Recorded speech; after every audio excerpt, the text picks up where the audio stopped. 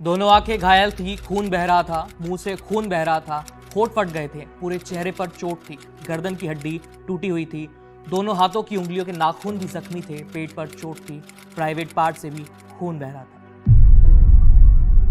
सिर्फ यही नहीं, कोलकाता के ट्रेनी डॉक्टर को आरोपी संजय रॉय ने इससे भी ज्यादा जख्म दिए, जिनका खुलासा ट्रेनी डॉक्टर की पोस्टमार्टम रिपोर्ट में हुआ।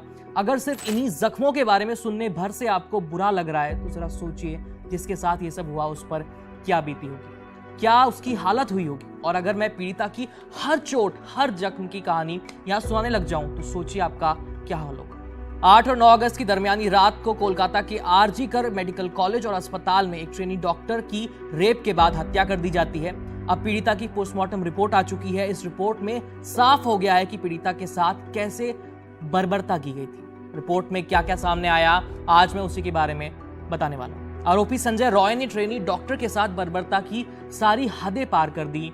8 और 9 अगस्त की दरमियानी रात करीब 1 बजे आरोपी संजय अस्पताल में आता है, जहां उसने खूब शराब पी और हिंसक पॉर्न वीडियोस देखे। सुबह करीब 4 बजे शराब के नशे में धुत सेमिनार के हॉल में घुसता है वो, जहां उसने ट्रेनी डॉक्टर को सोते हुए देखा। संजय रॉय ने डॉक्टर को दबोचने की कोशिश की, लेकिन वो जाग गए। डॉक्टर ने खुद को आरोपी से छुड़ाने की कोशिश की, लेकिन संजय रॉय उस पर भारी पड़ता हुआ नजर आ रहा था। शराब के नशे में धुत संजय एक जानवर जैसा बन चुका था। जूनियर डॉक्टर की जो पोस्टमार्टम रिपोर्ट सामने आई है, उसने हर जख्म का हिसाब दे दिया है। रिपोर्ट के मुताबिक जूनियर डॉक्टर के शरीर पर जितने भी घाव हैं, वो उसे तब मिले जब वो खुद को आरोपी से बचाने की कोशिश कर रहा था। इसी कोशिश में उसके चश्मे का शीशा टूट चुका था, क्योंकि आरोपी डॉक्टर ने उसके चश्मे पर मुक्के मारे थे, जिससे उसके चश्मे के टुकड़े टूटकर उसी की आंखों में धंस गए थे। इसी वजह से पीड़िता की दोनों आंखों से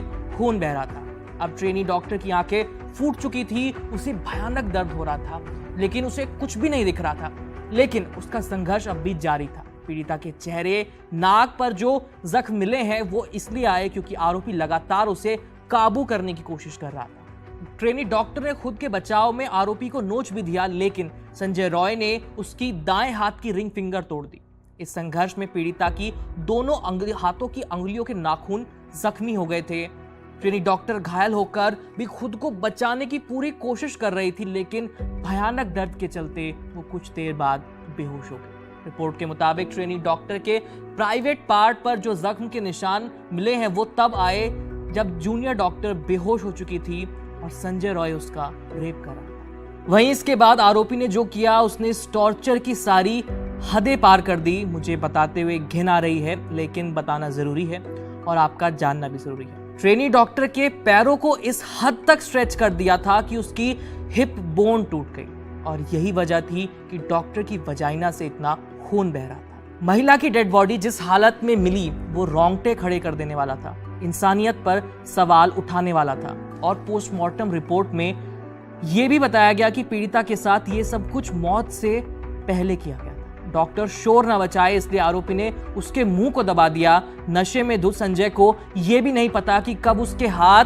बेहोश डॉक्टर के मुंह से हटकर उसकी गर्दन पर चले गए और कब उसने पीड़िता का गला दबा दिया।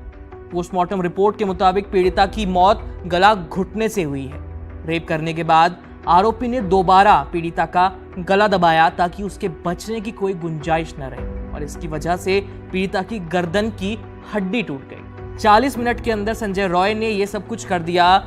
जब संजय अस्पताल से निकला उस वक्त सुबह के 4:37 हो रहे थे। इसके बाद वो वहां से निकला, कोलकाता पुलिस के बैरक में गया, जहां जाकर उसने पहले अपने कपड़े धोए, सारे खून के दाग और सारे सबूत मिटाए, वो नहाया और सो गया। फिर 9 अगस्त को सुबह 8 बजे जब अस्पताल का स्टाफ सेमिनार रूम में पहुंचा, तब उन्हें डॉक्टर की डेड बॉडी मिली और फिर हड़कंप मच गया।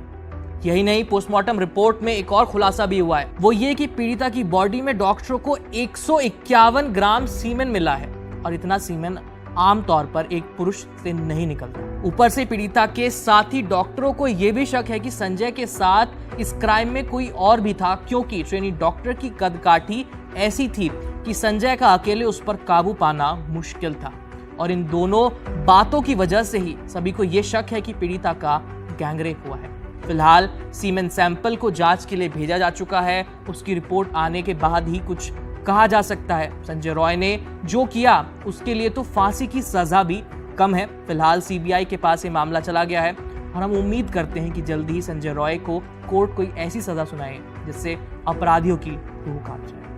बाकी अपने सजेशंस हमें कमेंट में जरूर बताइएगा आपकी वीडियो कैसा लगा, और देखते रहिए एबीपी लाइव। मेरा नाम है आयुष, धन्यवाद।